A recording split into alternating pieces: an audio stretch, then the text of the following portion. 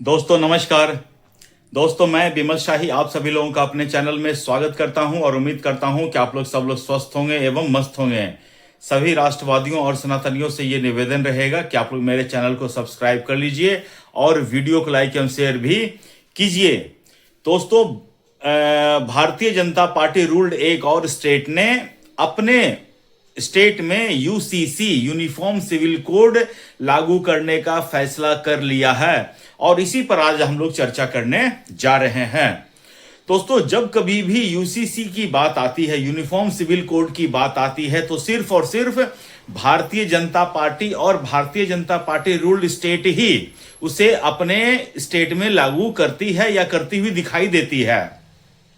अभी हमने देखा है कि उत्तराखंड में यूसीसी ऑलरेडी लागू हो चुका है।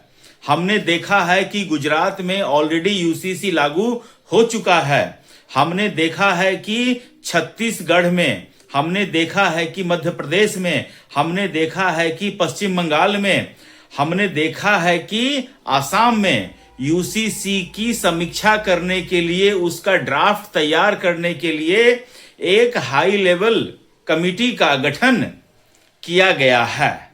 और ये लोग जो है उस राज्य के भौगोलिक स्थिति, डेमोग्राफिक के कंडीशंस, इन सब का अध्ययन करेंगे और किस हिसाब का यूसीसी में क्या क्या चीजें को लागू किया जा सकता है उसके ऊपर अपनी रिपोर्ट देंगे। और उनकी रिपोर्ट के बाद उन सब स्टेट में यूनिफॉर्म सिविल कोड लागू किया जाएगा अपने अपने विधानसभा के थ्रू। तो इसी कड़ी में दोस्तों एक और स्टेट महाराष्ट्र का नाम शामिल हो गया है। महाराष्ट्र में वहां के मुख्यमंत्री देवेंद्र फडणवीस ने ऐलान कर दिया है कि हम लोग भी यूसीसी लागू करेंगे। और यूसीसी दोस्तों ऐसा नहीं होता कि आज उन्होंने सोचा कल लागू हो गया, नहीं। यूसीसी से पहले एक कमिटी का गठन किया जाता है। इस केस में देवेंद्र फडणवीस ने जो है हाईकोर्ट के पूर्व जस्टिस रंजना देसाई के नेतृत्व में एक 7 सदस्यीय कमिटी का गठन किया है। ये कमिटी जो है 6 महीने में अपनी रिपोर्ट देंगे। उसके बाद जो है ड्राफ्ट का काम स्टार्ट होगा। उसके बाद ये असेंबली में पास होगा। उसके बाद वहां पर राज्यपाल के साइन के बाद वहां कानून बनेगा। ये प्रोसेस होता है।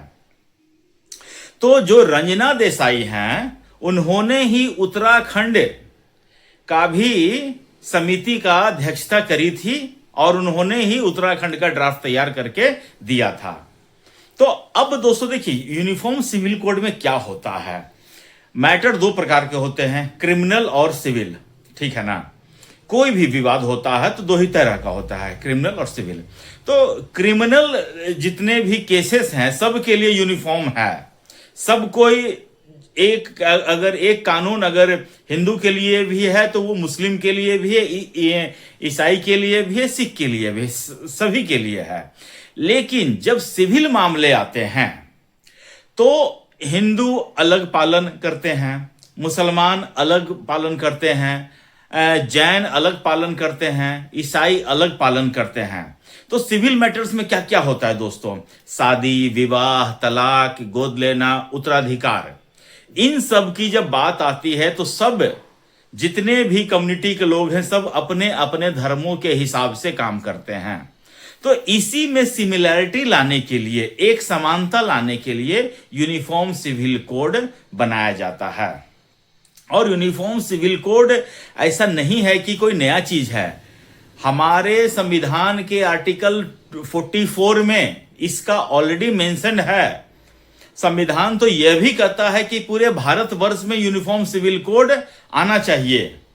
और इसमें दोस्तों सबसे बड़ी बात है कि यूनिफॉर्म सिविल कोड की वकालत यहां की मेजॉरिटी वर्ग करता है और माइनॉरिटी वर्ग इसका विरोध करता है।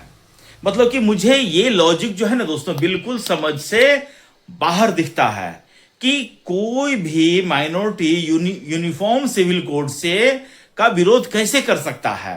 लेकिन भारत में यही हो रहा है, उल्टी गंगा यहां बहती है। जैसे ही आप यूनिफॉर्म सिविल कोड का नाम ले लो तो सभी लोग आर्टिकल 25 की दुहाई देने लगेंगे कि आर्टिकल 25 में लिखा हुआ है कि हम अपने अनुसार अपने धर्म का पालन कर सकते हैं। तो कीजिए ना, आपको आपके धर्म का पालन करने से किसी ने नहीं रोका है।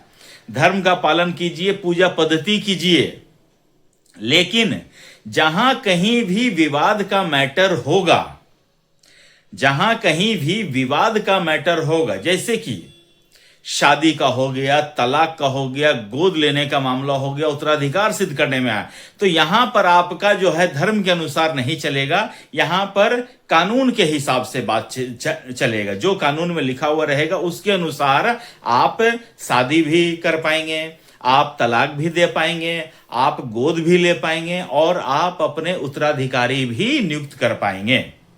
तो इन्हीं सब के लिए यूनिफॉर्म सिविल कोड होता है।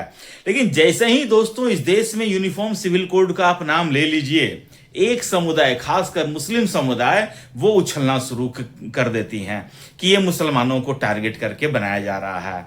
अरे भैया, मुझे तो समझ में नहीं आ रहा है, जब ये समान नागरिक संहिता है तो इसमें मुसलमान टारगेट कैसे हो गया, ये आप मुझे बताइए। इसमें हमने कभी नहीं देखा कि कोई सिख कम्युनिटी के लोगों ने इसका विरोध किया है। हमने कभी नहीं देखा है कि जैन कम्युनिटी के लोग इसका विरोध किया है। हमने कभी नहीं देखा कि पारसी समुदाय के लोगों ने इसका विरोध किया है। भारत में अन्य भी माइनॉरिटी कम्युनिटी के लोग रहते हैं, उन्होंने कभी भी इसका विरोध नहीं किया। सिर्फ और सिर्फ मुस्लिम समाज के लोगों को ही यूनिफॉर्म सिविल कोड से दिक्कत है। तो मुस्लिम समाज के लोगों को हर कानून से दिक्कत है।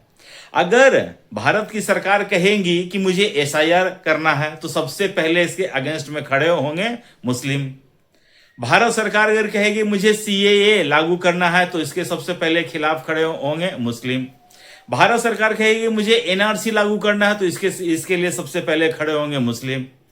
भारत की सरकार कहेगी मुझे सबके लिए आधार कार्ड चाहिए, मुझे सबके लिए वोटर कार्ड चाहिए, मुझे सबके लिए ये चाहिए, मुझे अपने कागज दिखाओ, तो सबसे पहले खड़े होंगे मुस्लिम कि हम कागज नहीं दिखाएंगे।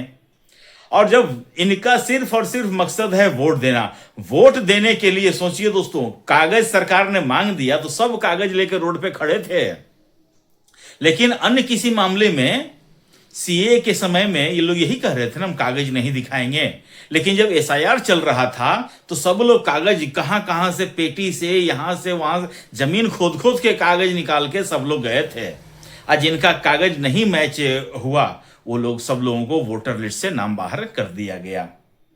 तो ये होता है। अब देखिए, महाराष्ट्र में भी बहुत से मुस्लिम समुदाय की आबादी बहुत ज्यादा है, तो वहां भी विरोध के स्वर उठेंगे। ऐसा नहीं है कि महाराष्ट्र में अछूता रहेगा, विरोध के स्वर उठेंगे। मुस्लिम के स्वर उठेंगे तो कांग्रेस वाले भी उठाएंगे, कांग्रेस वाले उठाएंगे, उसके बाद उद्धव ठाकरे भी उठाएंगे, उसके बाद शरद पवार वाली पार्टी भी उठाएंगे, अखिलेश यादव की समाजवादी पार्टी है वो भी उठाएंगे, बचा खुचा केजरीवाल भी यूनिफॉर्म सिविल कोड के खिलाफ उठाएगा, जो सबसे बड़ी सनातनी पार्टी है वो भी यूनिफॉर्म सिविल कोड के खिलाफ आवाज उठाएंगे।